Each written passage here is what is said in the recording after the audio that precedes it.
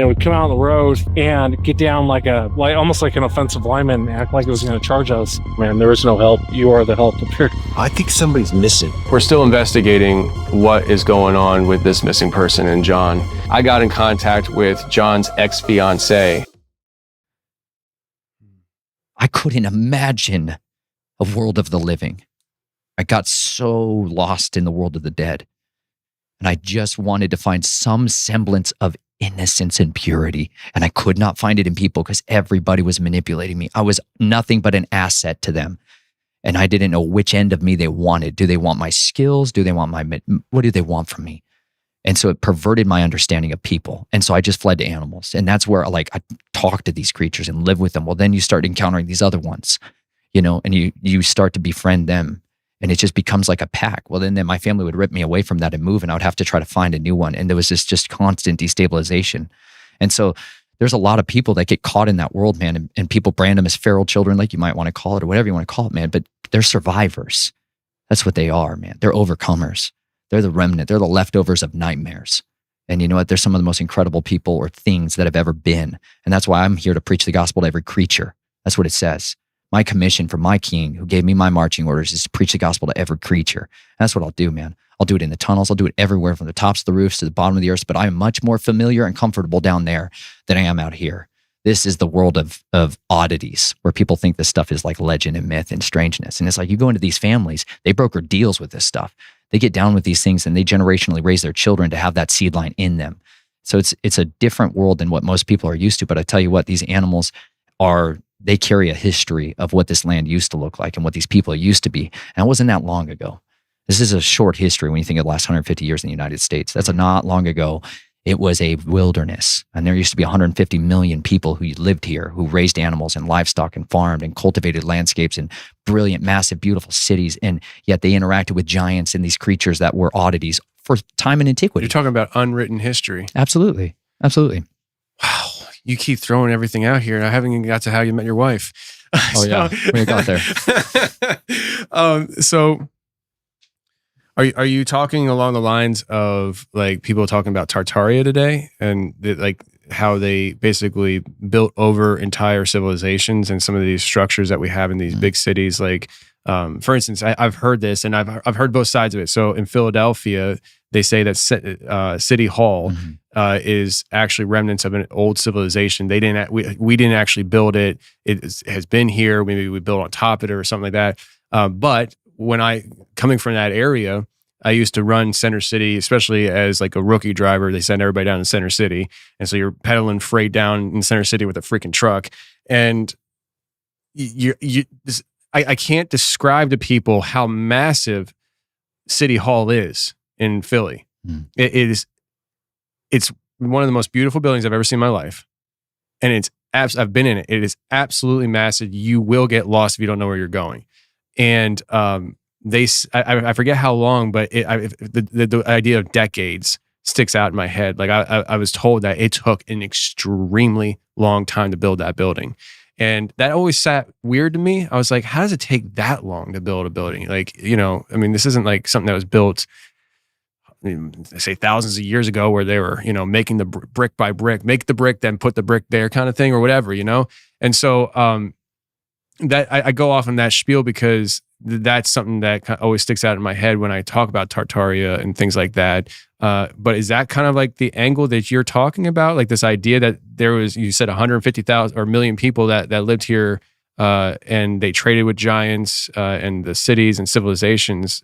What happened to those things? Well, I wasn't really hitting on the Tartaria and the architecture side of it. And there's other examples like the City Hall in Iowa and other places.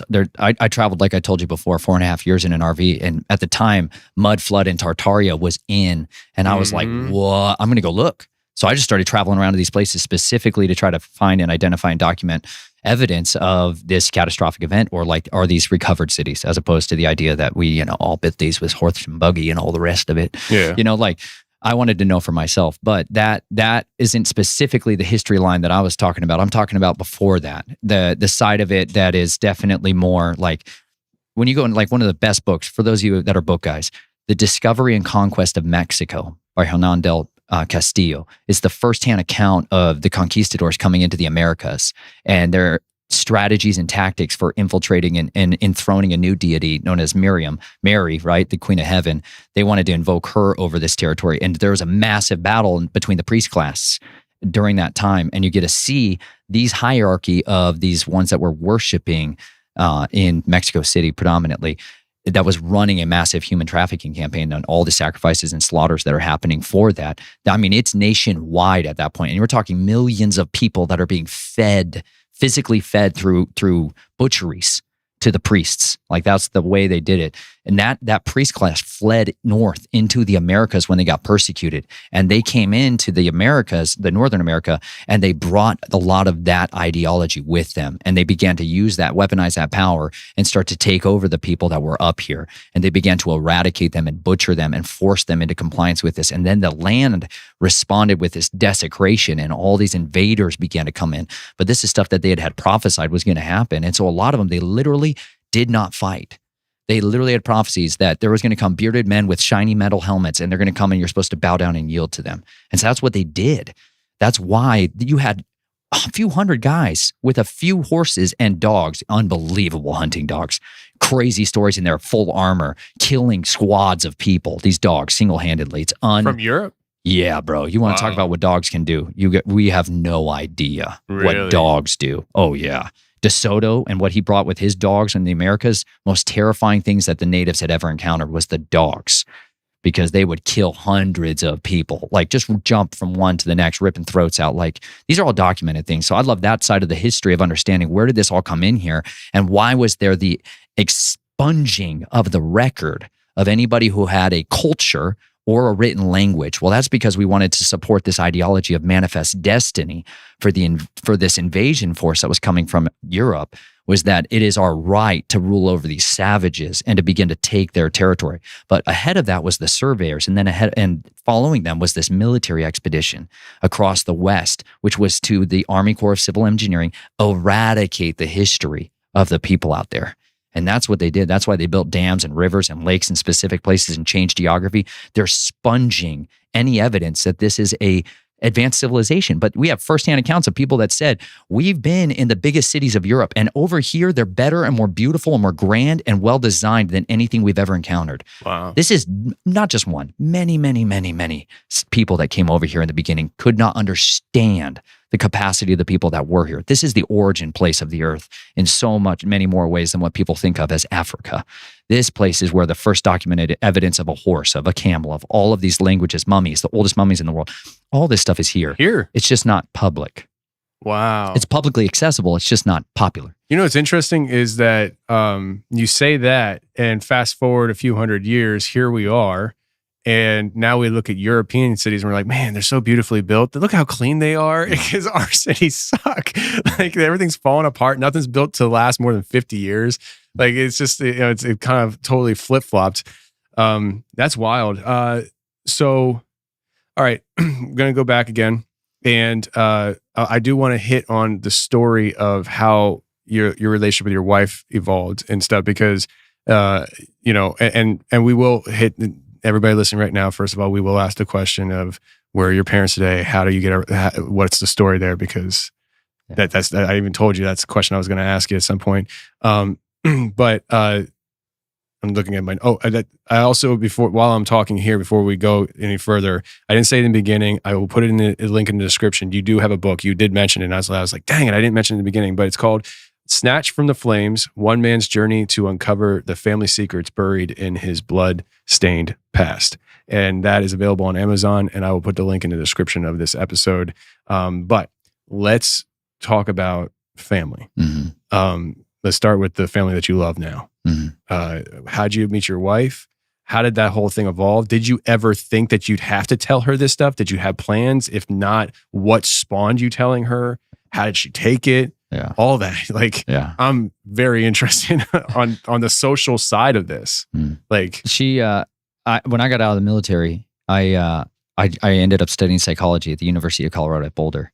I wanted to put people back together. I was tired of taking them apart. And I wanted to understand what the heck was going on in my mind, because when the military washed me out, man, they scrubbed my memory. They did multiple traumatic brain injuries and all kinds of specific things to try to expunge what had happened there. They don't want you telling your secrets. Anyways, I was a dribbling mess. I literally couldn't remember how to walk right, eat right. I had Post-it notes on my wall to tell me to shower and put on clothes and names. I went from savant level IQ kind of stuff to like impossibly debilitated, and it was excruciating on me. And so I just went on this path of trying to just restore my mind and get my mind to function again. And it was in the course of that I ended up going to this church out in Colorado, which is called Flatirons Community Church. And they had this college ministry at the time and a recovery ministry. And that's really, man, where my heart planted, was in this Celebrate Recovery. They called it Shift. Oh, yeah. And there was just messy people, bro, that loved the Lord, and they loved him so much. And they were passionate about helping the wounded. And I was walking wounded, man. I was a heart halter monitor on at the time, man. I was like, I didn't like my whole life. I'm like the last man standing for some stupid reason that I couldn't understand when I was young. It's just, I just wanted to die. I just wanted to die so bad, man. All my life, I just wanted to die, and I never could die. And no matter what anybody ever tried, always I lived, you know, and it just, I was so tired of it. And I ended up going to this church, and these people like loved on me, not the way like Christians had in the past, in the same way. Like my family was Christians. I went to all kinds of different denominations throughout all of this experience.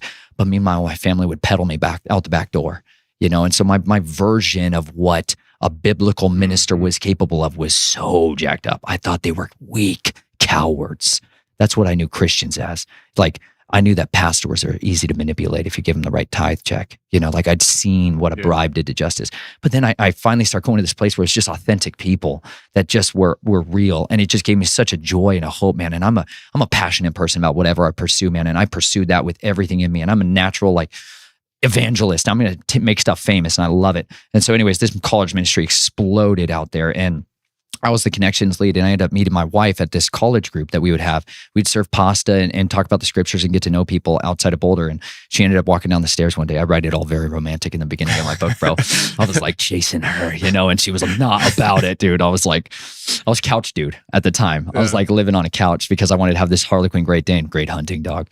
They're a castle dog. That's what you use to guard your castle. When the master's in the house, they're wonderful. When the master's away, they'll rip your throat out. They're amazing. Anyways, I was raising this dog, so I had to live on a friend's couch so I could have this dog in my dreams. And I met her, and she was just like way out of my league immediately. And I just was like, not having it. It's not going to happen. She was like way older than me and highly successful. And I was like eating out of trash cans, you know? Yeah. And so she liked me, man. It was great. It was beautiful, man. I don't know how, but it worked out pretty well, man. I romanced her like crazy. I called them adventures. We didn't call it dating. I just took her on adventures way late at night because she used to work night shifts, so we'd hang out at 3 in the morning. Dating requires putting up money. Oh, yeah. Dating requires putting on a title that other people were not about. You know, like, oh, her sister did not want me to be with her at all. She like sat me down and tried to scare me off. Really? Like, yeah, because I was like young. I was like 19, and I was like, bro, I was all over the place, you know, compared to what she was used to. And she's like, my sister's she deserves this, you know, and you're putting you. I'm like, not that. Yeah. But anyways, man, I ended up going to Afghanistan, and I was on that trip to Afghanistan that I was like, I gotta be with this woman. I came back and was like, I want to be with you. And she was like, I'll think about it. And I was like, no. I was crushed. But she ended up doing it, man. We ended up like being together, and we ended up getting married a couple of years later. And dude, I didn't tell her any of this. She knew I was a mess. Let me be clear. She was a mess at the time when I met her too. She was a wreck from all the things I was talking about earlier at the hospital that they were forcing her to do, and were just killing her health horribly. And she was sick. And so we got married sick together. It was great. We were a total hot mess. Our first year was a nightmare because I was a screaming nightmare at night. How do you tell that to somebody before you, like we weren't sleeping together before we got married. She didn't know that, you know? She didn't know that I would have these terrors of the night, you know? She didn't know that I was a different person at night. And then all of a sudden into our marriage, my dad comes back in because he wants to control again. He wants to make the money. And I'm a highly monopolized individual to these families. And they wanted that again. And they wanted to turn on the old other side, which is this Nathan and Jason side.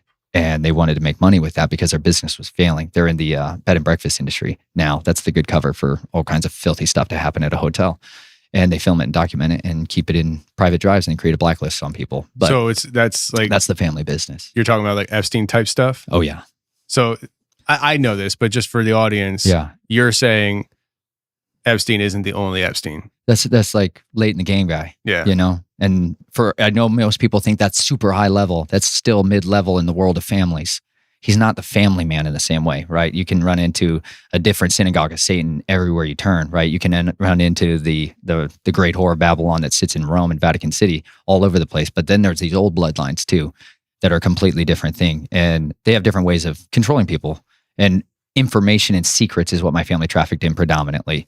And so my parents on one side, they had a great Christian front in everything they did. But inside, that's where business happened. And it's because they're split personality people. One side is wholly given over to this and the other side is wholly given over to something else, And so that's what I was raised in. And it was as normal as breathing.